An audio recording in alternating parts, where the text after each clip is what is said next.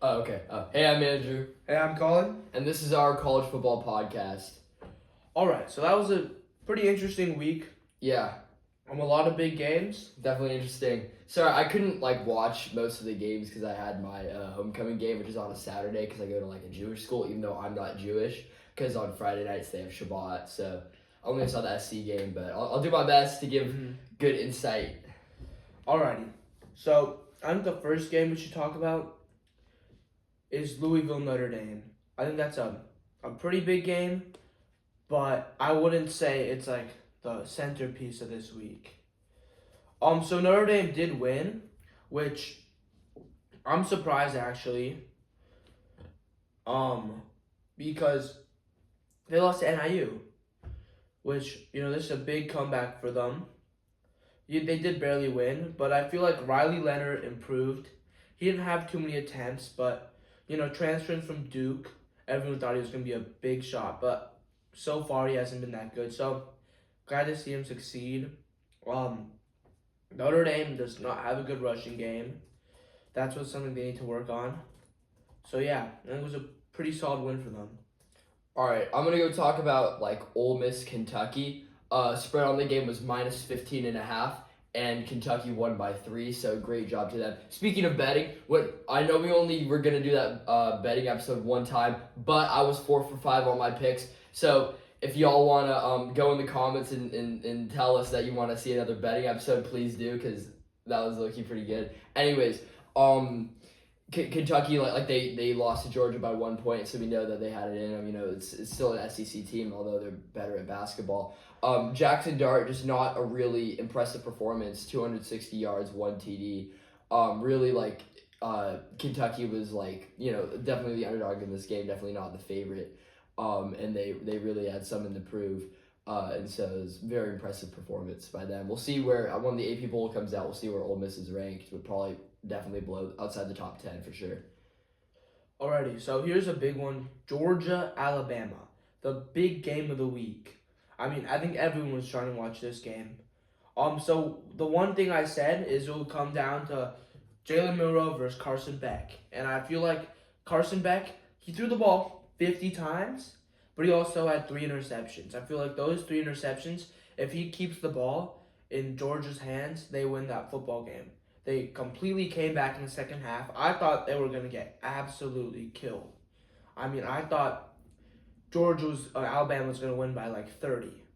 But Georgia had a nice little comeback. But it was really just Carson Beck keeping the ball in Georgia's hands. One thing I do got to say is Ryan Williams, 17 years old, an absolute stud. He torched the Georgia defense. I mean, 6 receptions, 177 yards, and a touchdown. This kid's going to be one hell of an NFL player. That's right. So now for my next game, I have Illinois, Penn State. I saw the first drive. It was a whiteout game, home game for Penn State. The atmosphere is amazing. And Illinois kind of went down, scored. I thought it was going to be a great game, and that was the last time Illinois scored. Yeah, not a whole lot to say. Aller was fine. Penn State's defenses, their offensive and defensive lines were great. Held the number 19 team in the country to 7. And I only saw the first drive, but overall pretty good. Oh, also I forgot to mention this before in the intro, so hopefully for the 5 people who are still watching, I got something to tell y'all. So our parents don't believe in us, and they think that we need a podcast studio to be successful. So please like and subscribe to prove to our parents that we don't need to pay money for a professional podcast studio to get famous on YouTube. All right, thank you. All right. So sorry. Let's talk about our sleeper teams of the week. Oh, yeah, sleeper teams. So I'll go first. My sleeper team of the season is the Indiana Hoosiers. I've said this before. I think Indiana is the real deal. Let's talk about this. When's the last they won? They're 5-0. You know the last time they won 5 games? That was COVID. They won 6. I think that Indiana is the real deal. They have an easy schedule if you look at it. I think they really only play Michigan, Ohio State as the 2 tough teams. Besides that, I think they could easily go 10-2 with like Northwestern, Nebraska, Washington, Michigan State, and Purdue. I think they win those games. They steamrolled UCLA. You know, a lot of guys coming from James Madison. I think they're a whole new team this year, and I do think Indiana is the most underrated team in all of college football. I totally agree. When I did my betting, they were one of my picks against UCLA. I had them. They were favored by 3. I had them winning by much more. Another one of my picks, UNLV, 4-0 for the first time since 1976. Even without like their quarterback who didn't get like the $100,000 in NIL money, they're still 4-0. They're still great. They still killed Fresno State. 2 wins against Power 4. Now it's not Power 5. I gotta like remember that. Power 4 opponents. I wouldn't say that they're like a sleeper anymore because they've just been so dominant. But it would be cool to see them finish like the season ranked and get a really good bowl game. Great stuff happening. Oh, and then for the new Pac-12 conference, hopefully like they're like them and Nevada would have to go in together because they're in the same university system. So hopefully UNLV will make a good enough case this year to join the new Pac-12 next year. All right, let's talk about next week. So the next week is kind of a down week, but don't worry. The next 2 weeks after next week are probably the 2 biggest weeks of college football. So here's one game I want to talk about is Michigan State, Oregon. You know, it's on a Friday. It'll be an interesting game. You know, Oregon, they had a nice one against UCLA, but I feel like they should have been better, if it's just me. They've kind of looked shaky this year. You know, they're 4-0, but they've dropped 5 ranks in the AP poll. They haven't had any convincing wins. They've kind of just been squeaking it out. So, you know, we'll really have to see. Michigan State, on the other hand, they started out pretty good, but they don't look like that great of a team. They got killed by Ohio State. They lost to Boston College. I don't think they're like some great team. So this will be a really interesting game to see how it matches up. Yeah, I want to talk about Alabama Vanderbilt for a sec because you know Vandy came within 3 of a very very solid win, and you know they kind of get bullied in the SEC for being like trash at football. You know they're good at baseball. But I don't think that they'll beat Alabama, but I think that they'll make it really close. You know Alabama, they're on their high horse. They just came off a win against Georgia, a very solid win at that. DeBoer is being celebrated right now, and I think Vandy. I think they want a piece of that. You know, they're 0-1 against SEC opponents, and I think I don't know. I think it'll be a really interesting. I think it'll be a much more interesting game than people are giving them credit for. Here's one game I want to talk about: Michigan, Washington. Last year, this was number 1 versus number 2 college football national championship. This year, I don't think it's the biggest game of the week. Michigan has not looked great. I mean, they beat USC, but besides that, they barely beat Minnesota, barely beat Arkansas State. They got killed by Texas. Washington also doesn't look great this year. They lost to Rutgers and Washington State. So 2 teams that have had pretty disappointing seasons so far.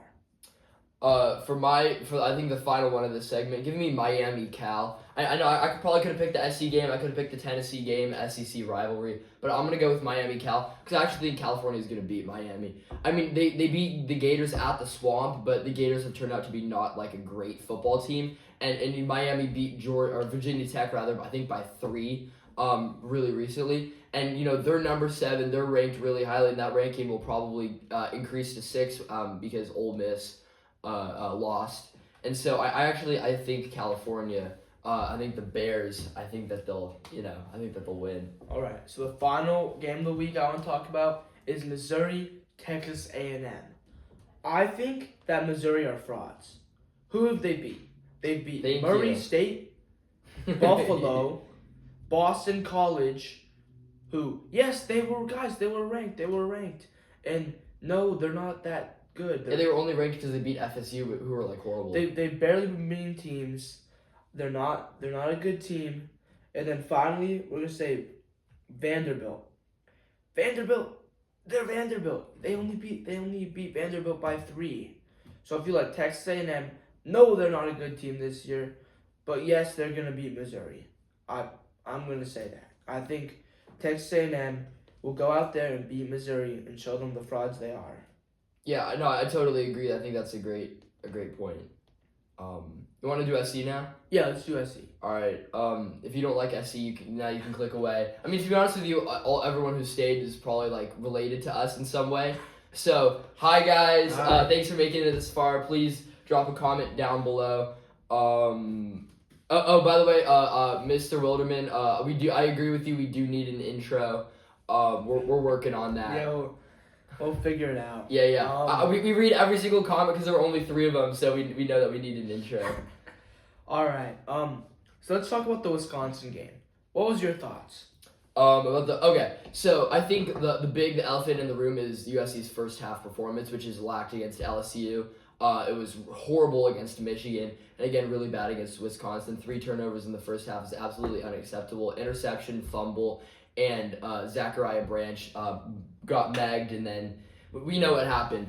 So I think we got to like clean it up in the first half. We can't be as sloppy because I mean we covered the spread, but we should have beat Wisconsin by much more because we were a much better team in that game. Yeah, I just gotta say USC so much better of a team. I think the defense has taken a huge step up. Massive, for sure. Massive. I mean, this is one of the best defenses I've ever seen USC have. So with that, yeah, they just it's the first half performance. So what do you see against them for Minnesota? I think that we'll clean it up against Minnesota. I mean, they Minnesota almost beat Michigan, and there was a shaky,